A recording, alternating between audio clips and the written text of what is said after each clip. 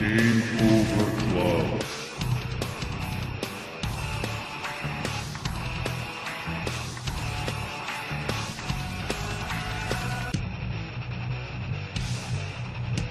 Hey there everyone, and welcome back to another episode. Now today I wanted to talk about one of my favorite NES games of all time, and it would be included in my top 5 NES games of all time. That would be Mike Tyson's Punch-Out!, or the re-release in 1990 of just Punch-Out!, which I have a copy of right here. I want to talk about some memories that I have of the game, because it's just one of my favorites of all time. I remember the first time I ever played Mike Tyson's Punch-Out! Was in the late 80s, and I told a story about the first 2 games I ever played on the NES was Super Mario Brothers and Double Dragon. Well, the second rental was a little bit different. We played Mike Tyson's Punch-Out! For the first time. And I say we, my brother Matt and I didn't really play that much of it because our older brother Derek would always hog the controller and, kind of commandeer the NES, which we also rented too. And he would play that game for hours on end. We would just stare in amazement at the stuff that you can do in that game and how he got through certain enemies. Like Piston Honda was like, how the hell did he ever beat the first version of Piston Honda, which is pretty easy. How the hell did he beat him? We just couldn't wrap our heads around it, and it's just we stood there, mouths open, just watching our older brother Derek play this game and just kicking ass. And what's funny is that my twin brother and I, Matt, we never actually got a chance to play the game until we actually owned a copy, which was later on in 1993. And when Christmas rolled around in 1992, I seen a few various gifts wrapped under the Christmas tree, some late arrival gifts, let's just say. And Mom and Dad wrapped them, but what was funny is they got it from, I believe it came out or Zellers in Canada here, and they were getting rid of a lot of their NES games by that time, so they were just selling loose carts only. And I happened to see these new gifts under a tree. I'm like, oh, what's that? So it's like the shape's kind of familiar, and I'm like, okay, I'll just grab one of my other games, kind of compare, and I placed it side by side, and I'm like, well, this is a perfect match. And I did it to all 3. I'm like to Matt, hey, are we getting 3 NES games this Christmas? And we were just freaking out. We couldn't wait. We didn't know what we were getting. So I'd also like to mention that I've told the story before, is before Christmas when we got Mike Tyson's Punch-Out!, a high school buddy of Derek's used to come over and bring a copy of his Punch-Out!, and he would lend it to us, and Derek would play that game just like before, almost religiously, and he got to a point where he was cremating everybody until he got to Great Tiger. And Great Tiger was a pretty formidable opponent, if you didn't know his pattern. And so Matt and I remember this vividly. We were in the house. It was like a Friday night. Maybe I don't remember that vividly. Okay, it was a Friday night.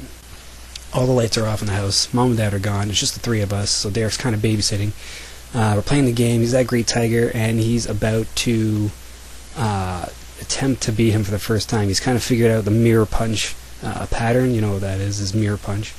And Matt and I were just like, shocked and amazed. Is he going to do it? The timer is almost at, I think it's 3-minute rounds. It's almost at the 3-minute, mark. And he's a little bit of life energy left, and he just couldn't beat him. And we're like, oh, no more continues or anything. And we were just deflated. We couldn't believe that he lost, and our hearts were pounding, and we just wanted to see who the next guy was, who was the next boxer. And we were just so disheartened when he lost. It was just a funny little story, but I just remember the excitement of just meeting a new boxer and trying to figure out his patterns and what moves he's going to have and what his taunts are going to be like. And it was so. By the time, fast forwarding 1993, Matt and I have played our own copy of Mike Tyson's Punch-Out! For a while, and the one thing that stands out to me, and it's one of the best characters in any NES game that I've always loved, it's King Hippo. I love King Hippo, the huge mouth and the 2 bandages on his belly button. And, I mean, how cool is it that King Hippo was actually in a cartoon? For people who remember Captain N, the Game Master, he was one of the subordinates of Mother Brain, and I always loved King Hippo, and I was really, really happy to see him in the Wii's version of Punch-Out, where he actually, was a title holder, which was freaking amazing. It was awesome. Yeah, for King Hippo. Love him. So fast forwarding to 1995, we've had this game for quite a few years, never beaten it, but I remember it was late in 1995. I was at my dad's, and I think it was a Saturday morning. I played this game religiously in the mornings, trying to defeat Mike Tyson, and at that time we had a Game Genie.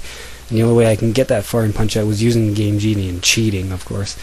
But I remember even with the Game Genie, it was really tough to beat Mike Tyson. So much so that I used to go to the judge's decision, and I would always lose. But one time, I freaking won a decision. I couldn't believe it, and I was just yelling and screaming for Matt to get into the room to see the ending, and I saw the ending, and I was just so like, oh, the weight of the world lifted off my shoulders. I couldn't believe I beat the game. I didn't beat it legitimately, of course. Not until I was saying when I was in my teens, I actually sat down and said, okay, I'm going to do this without using the Game Genie, without cheating. And actually, my brother Matt, he actually finished the game before me, so legitimately, he didn't use the Game Genie or any tricks or anything like that. He beat it, legit. And it's just funny, he'd always say, oh, I beat Punch-Out first, and, you're a cheater. And I'm like, oh, whatever.